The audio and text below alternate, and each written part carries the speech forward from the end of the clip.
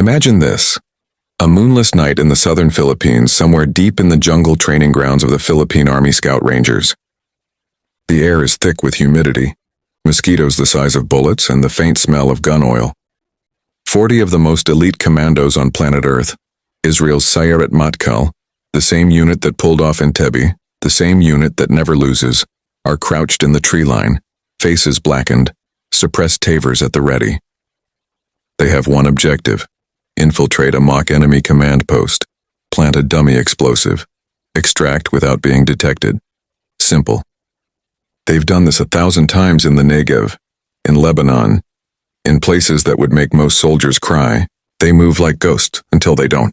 37 seconds later, every single one of them is dead. Not wounded, not compromised. Dead, zip-tied, blindfolded, and sitting in a neat little row while a bunch of barefoot Filipino scout rangers in flip-flops and faded camo laugh, smoke cigarettes, and film the whole thing on a cracked iPhone.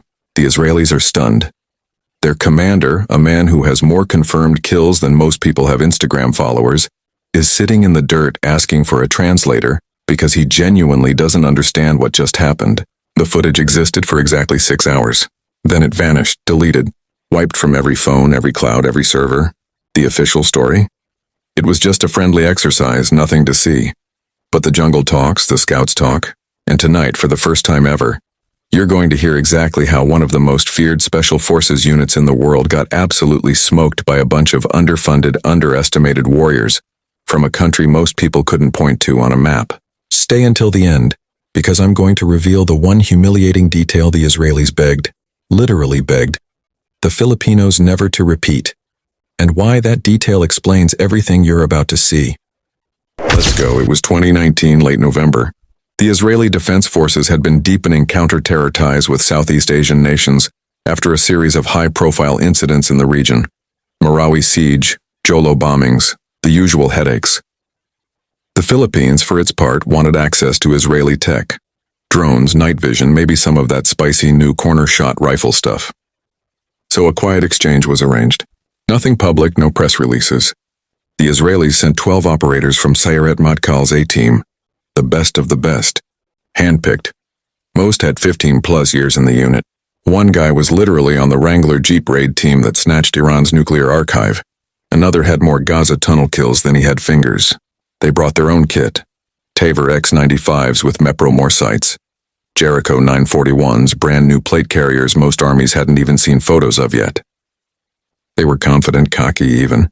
One of them reportedly joked on the flight over, "We'll teach these guys how to clear a room, then maybe learn how to eat balut." The Filipinos? They sent 40 Scout Rangers and Light Reaction Regiment boys, mostly enlisted men, a handful of officers. Average age 28, average monthly pay back then? About 28,000 pesos. That's $500. Half these guys grew up hunting wild boar with nothing but a bolo knife and a homemade shotgun. They showed up in mixed uniforms. Some jungle digital, some old woodland, a couple still rocking the lizard pattern from the 90s. Their rifles, a mix of M4s, Remington R4s, a few beat-to-hell Galils the Israelis themselves had sold them 20 years earlier. Boots? Half were in busted Salomons, the other half in $20 combat knockoffs from Divisoria Wet Market. Some didn't even wear socks. The exercise was called Red Dagger 19. Rules were simple: force on force, simunition only, miles gear banned because the Israelis said it was unrealistic.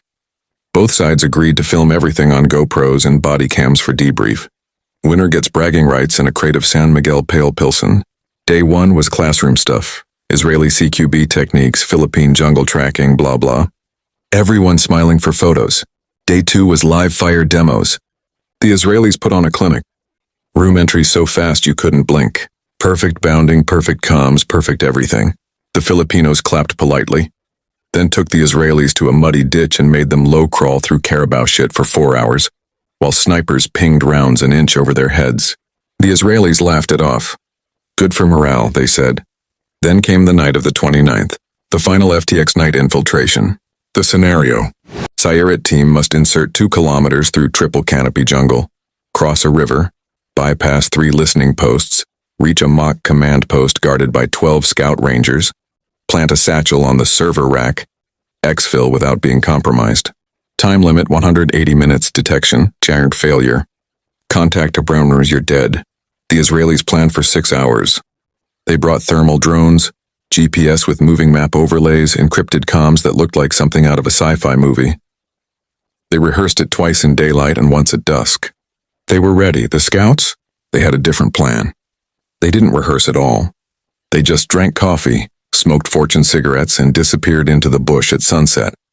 At 22:17, the Israelis crossed the start line. 12 men moving in 2 elements. Perfect spacing, perfect noise discipline. For the first 20 minutes, everything went textbook. Then the jungle ate them alive. The first thing that went wrong was the trail. The Israelis followed what looked like a game trail. Clear, well-used, perfect for speed. What they didn't know was that the scouts had spent the previous week herding actual wild pigs up and down that trail to make it look active. The real path was 40 meters to the east, overgrown with rattan and wait-a-minute vines that would shred your soul. The Israelis walked straight into a kill zone the scouts called the blender. At 22:37, the point man stepped on what he thought was a root. It wasn't. It was a length of bamboo tied to a buried rattan loop. The second his weight shifted, the loop snapped tight around his ankle and yanked him upside down into the air. Before he could even scream, 2 scouts dropped out of the trees like demons. No ropes, no noise, just straight ninja shit. And put 3 simunition rounds center mass while he was still swinging. The Israelis' reaction was instant. Perfect 360 security, lasers sweeping, calls of man down, man down. But the scouts were already gone. Vanished, not a leaf moving. The team leader made the first fatal mistake.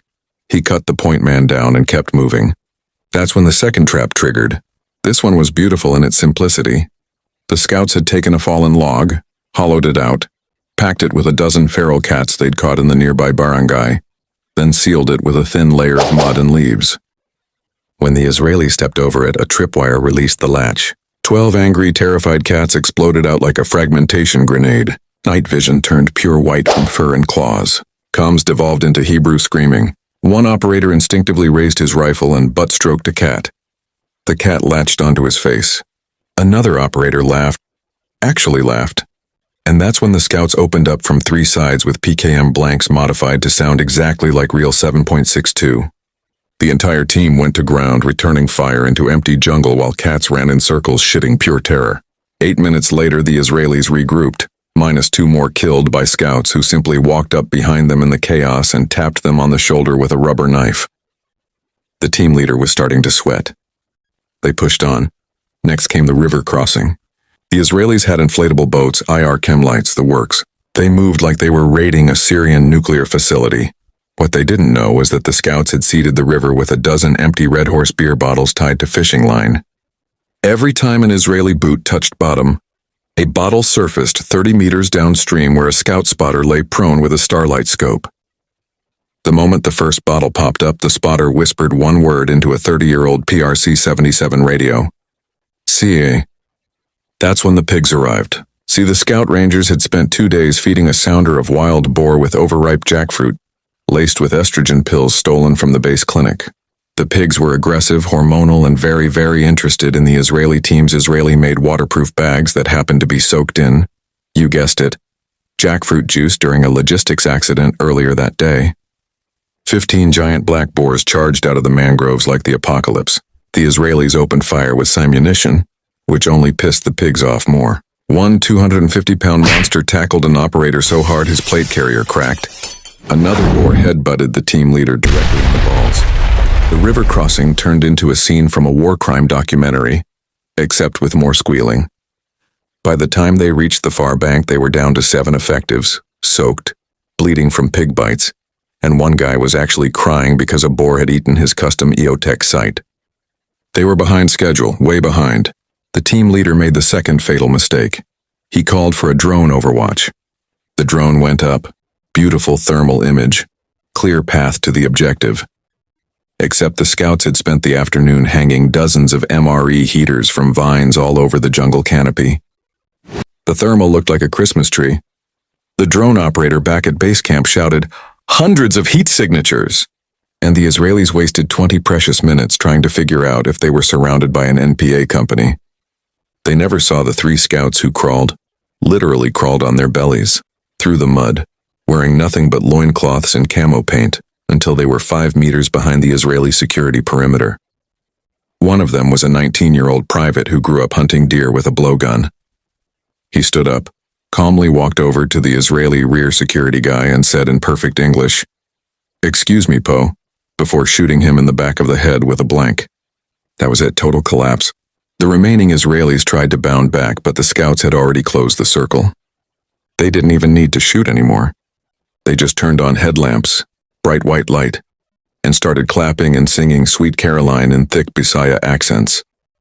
The psychological impact of hearing that song in the middle of the jungle at 2 a.m. broke something in the Sayeret commander. He dropped his rifle and sat down in the mud. Total time from insertion to total annihilation, 37 minutes and 14 seconds. The scouts zip-tied them with rattan, actual jungle vine, because they ran out of flexicuffs. Then they sat the Israelis in a perfect little schoolroom row and made them watch a PowerPoint presentation on a laptop balanced on a rice sack. The title slide read, "Welcome to the Philippines, 107 islands, 1 humiliation." Slide 2 was just a photo of the Sayeret commander's face when the pigs attacked, zoomed in with the caption, "Oofs." The Filipinos offered them Red Horse beer and balut. Most of the Israelis drank, one puked. And someone, we still don't know who, was filming the whole thing on an iPhone 11. The footage was crystal clear. You could see every expression, every tear, every moment of realization that these guys weren't just beaten. They were toyed with, played, made into a joke. At around the 3-minute mark of this humiliation, wait, actually, speaking of 3 minutes, if you've made it this far, you already know this story is insane. Hit that subscribe button right now because I drop military rabbit holes like this every single week, and you do not want to miss what's coming next. Trust me, subscribe. Bell on, let's keep going. Now here's where it gets dark. The next morning, the Israeli commander, a full colonel with a chest full of citations, requested a private meeting with the Philippine Scout Ranger commander, a quiet 2-star general named Cirilito Sobejana, the same guy who once fought off 40 Abu Sayyaf with a broken arm and won the Medal of Valor. The Israeli asked for one thing: delete the footage. All of it. He offered money. He offered drones.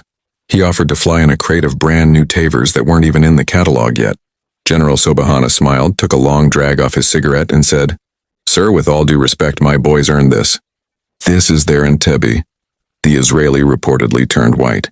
They negotiated for 6 hours. Eventually, a compromise was reached. The footage would be deleted, but the scouts could keep one copy, one single copy, locked in the regimental vault, never to be shown outside the unit, on the condition that the Israelis got to run one more exercise. A rematch, same scenario, double or nothing. The Sayeret flew in reinforcements, 20 more operators, brand new kit straight from the factory. They trained for 3 straight days without sleep. They brought actual war crimes in PowerPoint form, contingency plans that would make a Navy SEAL blush. The rematch was scheduled for December 3rd, 2019. It was worse. This time the scouts didn't even bother with traps.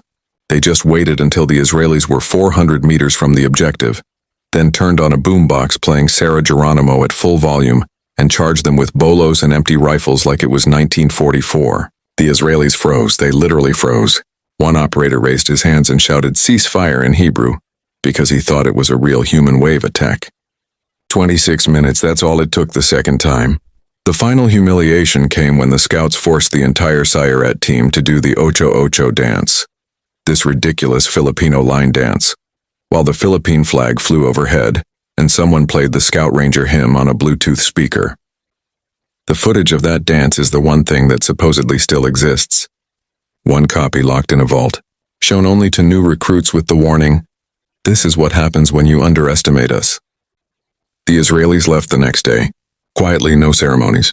The official report called it a mutually beneficial exchange of tactics. The scouts still call it the night we killed God. And that, ladies and gentlemen, is the true story of how Sayeret Matkal, the unit that doesn't lose, got absolutely spectacularly, hilariously smoked by a bunch of jungle wizards who fight for $500 a month and all the rice they can eat. Never forget, hardware is nice, training is better. But growing up in a country where the jungle itself wants you dead, that's something you can't buy, you can't train, and you sure as hell can't simulate with cats and horny pigs. The jungle is neutral, it just picks winners, and that night it picked the scouts. If you want more stories like this, Real stories the military doesn't want you to hear. Smash that subscribe button, turn on notifications, drop a like, and tell me in the comments, who wins in a rematch today? 2025 rules, no pigs allowed. I'm reading every single one. See you in the next one. Mabuhay.